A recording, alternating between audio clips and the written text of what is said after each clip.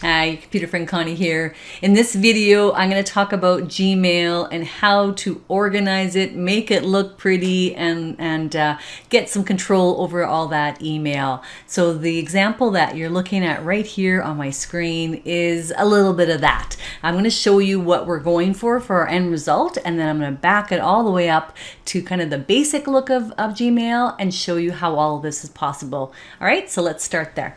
So let's look at the layout. So first of all, I got a pretty background. I'll show you how to get that if you really want it. But the other thing that's worth noting really is that the view is customized in such a way that I'm seeing some email here on the left, but then I have groupings on the right side. And if I click on these groupings, say actionable, then I actually see what emails that I flagged or noted as actionable. Reference, same thing. So I'm going to show you how to make these areas on the right side. Okay, and some of these are from filters. Some of these are from using things like the star and the little star icon that's right in the inbox. Okay, so let's figure out how this is possible. Let's start by going back to possibly the way your Gmail looks right out of the box when you first load it. I don't think I need to say out of the box, but that's kind of an old term, I suppose, I'm using there. So we're going to go to the gear at the top right here. And I'm going to turn it back to the way it was. So I'm going to go back to default because that's the way that is set up to begin with. The theme is no theme, so it's just all white. And then the inbox type is default as well. All right, and then I'm going to close these settings, and that's kind of how your Gmail can look, right? So let's look at what did I do to make things look a little bit more special. So let's go back to settings again, so this little gear guy. And we're going to change it from default. I'm going to change it back to compact. Now, you don't have to do that. It just gives me more lines on my screen to see my email. You can keep it at default, which lets you see any attachments if there's attachments in emails. Or you can make it comfortable, which gives you a little bit more spacing, right? I think I'll just keep mine as compact. And then that pretty picture behind, well, you see that, that's a theme. So I'm just going to click on one of these themes here so I can get it happening again. Woo, makes it look like summer. All right, and then underneath that we have inbox type, and so that's what the big change is. So I'm going to go from default type. There's a whole bunch of types here. I'm not going to get into every one. I'm just going to go to the one that's called multiple inboxes and click on that. Now, there's something about this multiple inboxes one that we need to talk a little bit further about because it may not work straight off the bat. So let's see your settings a little bit further so we can make sure that this is working for you. Because as you can see, mine is kind of rigged. I had it all ready to go. So I'm going to go into all settings by clicking on See All Settings at the very top there. So now that we've chosen multiple inboxes as our setting style, when we go to the inbox area of settings, it says inbox type is multiple inboxes as opposed to default. Default is the one with the tabs that says promo and all that kind of stuff. So multiple inboxes is what we've changed to. I want you to change it so that the position of that inbox is going to be, or that extra information is going to be on the right of the regular inbox. And I have 4 conversations showing per inbox area. You can have up to 9. There's not a ton of room, so if you're going to have lots of sections, it's not going to give you as much room. And then I'm going to come back to how you set these sections up. So let's just save this. I didn't make any changes, but let's say I did make changes. You're going to save your changes at the bottom and then go back to your inbox area. And on the right side, there's going to be an area for sections. And so how do we make these sections is what I'm going to show you next, okay? So let's start with the stuff that you need to action. So you have a number of emails that you receive on a regular basis that you go, okay, I need to get back to this person or I need to do this specific thing. So you want to action those emails. Let's make sure those are easy to find and stand out. And so what I've done is I've just used one of my little star indicators, which actually is a check mark indicator, to be my actionable method of seeing those emails. And then for other emails that you want to keep, maybe you want to reference them for some purpose. If there's a ton of emails with from a particular sender or with a particular subject, what I want to show you for that is how to make a filter so that you can see all of them easily in one window. You could use this settings area on the right, but if there's a huge long list, you're not going to see the whole list on the right side. So the right side, I'm going to reserve my examples for the actionable stuff to begin with, okay? So here, let's start with the actionable stuff. So to make this information actionable, I'm using this little green check mark. So all I have to do is go over to one of my emails here and click on where the star is. And if I keep clicking, it's actually about the 4th star in. Now, why is it the 4th star in? It's because of the way I set this up. So let me take you back to settings so you can see how this is set up. So the settings area, I'm going to go to all settings, and then under general, I'm going to scroll all the way down to where it says stars. So you can choose what stars you want to use and for what reason. We're going to actually name these stars as well. So if you notice mine, I've got a yellow star, a blue star, a purple star, then I've got the check mark, then I've got the exclamation point, then I got the question mark. You don't have to have this many. I'm just showing you the potential. It's telling me I have a number of them that are not in use. I can change the order of these stars, so I can say I really want to use the star area for my actionable stuff. So I'm going to make that check mark one the first one. So I just dragged it over, right? So I can just drag things over.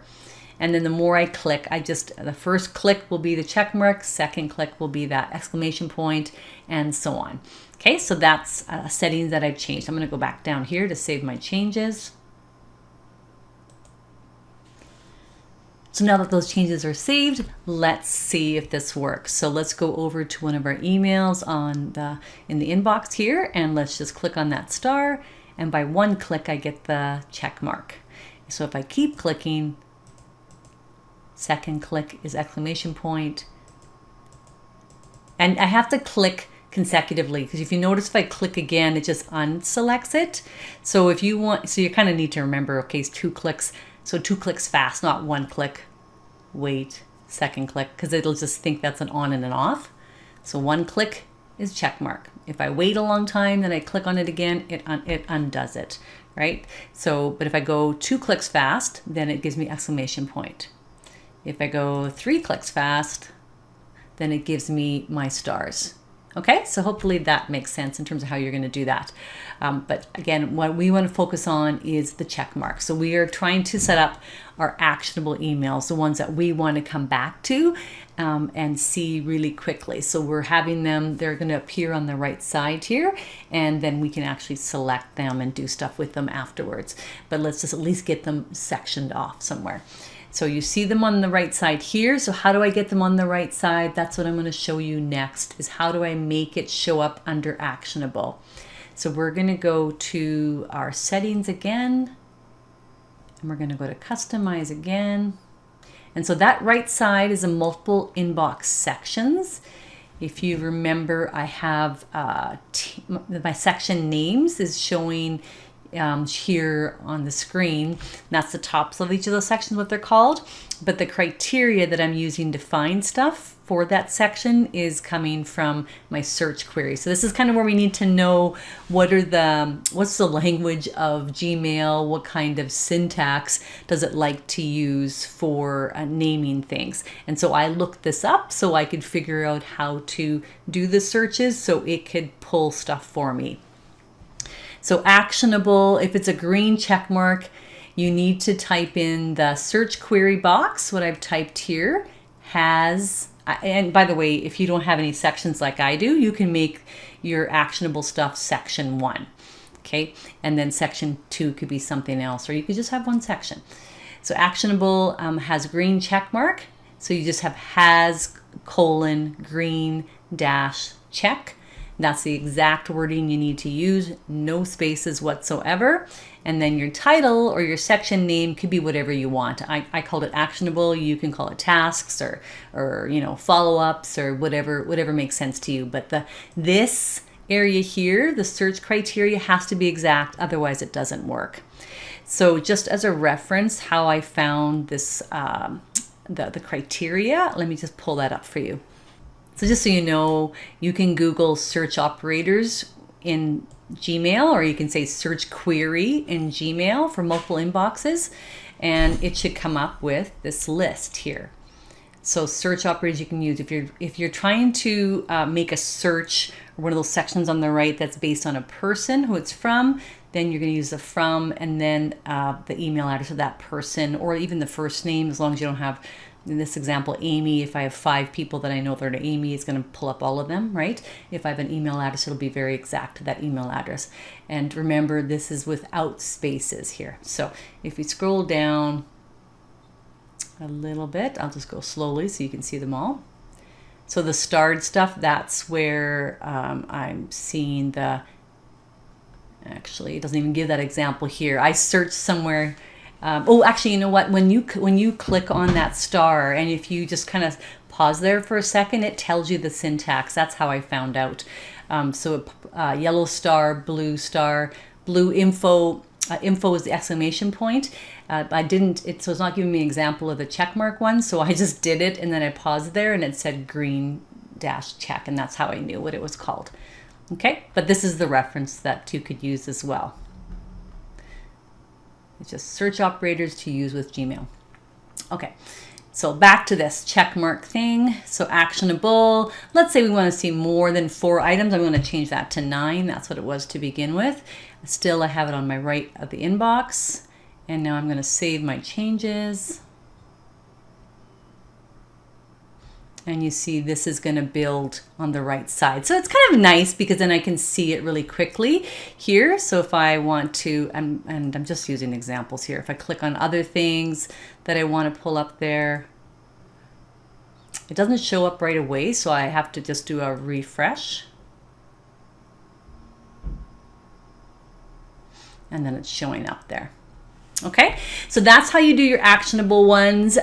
All right, so let's look at the other examples I have here on the right side. So if you want to build a bit of a reference area, so emails that you want to reference in the future, and maybe they're based on who they're from, or they're based on maybe a particular subject, and you want to have them all neatly together, you can use this right side area to create that as well.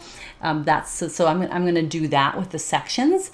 And by the way, another method of doing this is using filters. But for this example, let's just focus on the sections on the right side. So if I go to my sections on the right side, I have one that says from mission. Just want to show you that one. So that's from a particular sender. So you see it's from Connie Clark, which is me, but just some examples here. I'm testing emails. And it says 1 of 9. Now there's possibly more than 9 emails from Connie Clark in this inbox. So if I click on this 1 of 9, you'll see it pulls up the list of all of them. And then if I want to do something with all those emails, I can click on the very top and it selects all of them. And then I could either delete them all, or I can mark them all.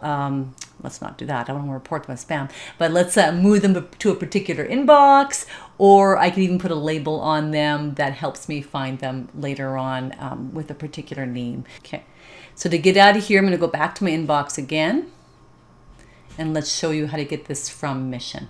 So we're going to go back to our settings. We're going to go back to at the bottom where it says multiple inboxes, customize. And from mission, that's this one. It simply is knowing what the email address of the sender is and putting the from in front of it. So from, colon, and then the email address of the sender. If you wanted to use the example that we were looking at earlier that says Amy, then you could say from, colon, Amy. Just again, realize anything with the word Amy in it will be captured there. Okay, so once you put that in there, you save your changes, go back here to the inbox, then you should see it all showing up on the right. You may have to do a refresh, right? So if I go to from mission, I see 9 of them here. If I want to see more, I'm just going to click on 1 to 9 and see them all. All right, so hopefully that gets you started on organizing your email a bit better. There's a lot you can do with Gmail, so I hope this starts you on the right path of getting things organized and getting that inbox a little bit emptier so that you can find stuff when you really need to. All right, thanks for watching. Bye-bye.